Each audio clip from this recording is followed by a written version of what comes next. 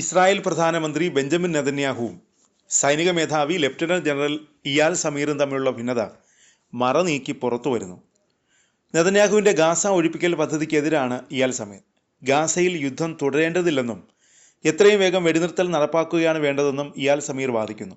കഴിഞ്ഞ ദിവസം ഇരുവരും തമ്മിൽ ശക്തമായ വാക്പോരുണ്ടായതായി മാധ്യമ റിപ്പോർട്ടുകൾ പറയുന്നു. ചാനൽ 12 ന്യൂസിൻ്റെ റിപ്പോർട്ടിൽ പറയുന്നത്, മീഡിയ ബ്രീഫിങ്ങിനിടെ തന്നെ പ്രതിക്കൂട്ടിൽ നിർത്തി സംസാരിക്കുകയാണ് ഇയാൽ സമീർ ചെയ്യുന്നതെന്ന് നെതന്യാഹു തുറന്നടിച്ചത്രേ.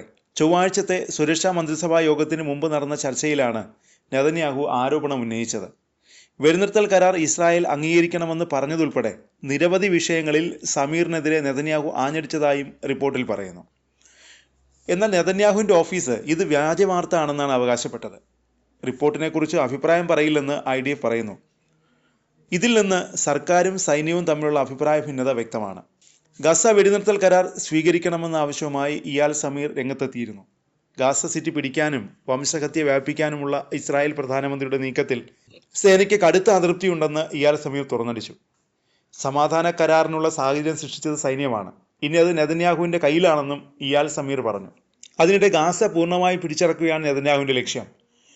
കഴിഞ്ഞ ദിവസം ഓർഗനൈസേഷൻ ഓഫ് ഇസ്ലാമിക് കോർപ്പറേഷൻ്റെ യോഗം ജിദ്ദയിൽ ചേർന്നിരുന്നു. 57 മുസ്ലിം രാഷ്ട്രങ്ങളിൽ നിന്നുള്ള വിദേശകാര്യമന്ത്രിമാരാണ് യോഗത്തിൽ പങ്കെടുത്തത്. യോഗത്തിൽ ഇസ്രായേലിനെതിരെ ശക്തമായ പ്രതിഷേധമുയർന്നു. ഗാസയെ നിയന്ത്രണത്തിന് കീഴിൽ കൊണ്ടുവരാനുള്ള ഇസ്രായേലിൻ്റെ പദ്ധതി നിയമവിരുദ്ധമാണെന്നാണ് യോഗം സംയുക്ത പ്രമേയം പാസാക്കിയത്. ഗാസയിൽ യുദ്ധക്കുറ്റം തുടരുന്നതിനിടയിലും UN അംഗമായി തുടരാനുള്ള ഇസ്രായേലിൻ്റെ അവകാശത്തെ രാഷ്ട്രങ്ങൾ ചോദ്യം ചെയ്തു. പലസ്തീനികളെ ബലപ്രയോഗത്തിലൂടെ ഒഴിപ്പിക്കാനുള്ള തീരുമാനവുമായി ഇസ്രായേൽ മുന്നോട്ടു പോകരുതെന്നും രാഷ്ട്രങ്ങൾ മുന്നറിയിപ്പ് നൽകി.